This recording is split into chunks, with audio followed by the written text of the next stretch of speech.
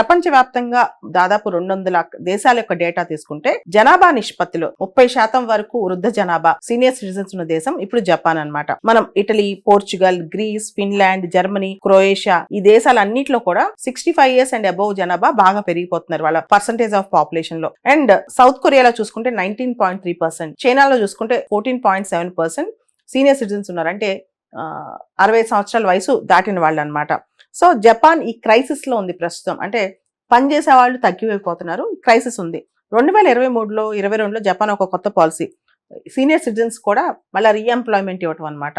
మనం ఇది గమనిస్తే కనుక జపాన్ సీనియర్ సిటిజన్స్ లో రీఎంప్లాయ్మెంట్, ప్రతి 7 జపాన్ ఎంప్లాయీస్ లో ఒకళ్ళు సీనియర్ సిటిజన్ ఎంప్లాయ్మెంట్ లో ఉన్నారు. అంటే దాదాపు 13.5% ఆఫ్ టోటల్ వర్క్ ఫోర్స్, జపాన్లోని వర్క్ ఫోర్స్ లో 13.5% సీనియర్ సిటిజన్స్ ఉన్నారు. అంటే సీనియర్ సిటిజన్స్ యొక్క ఆలోచనలు, వాళ్ళ యొక్క మేధస్సు కూడా ఉపయోగించుకోవడం దేశం కోసం.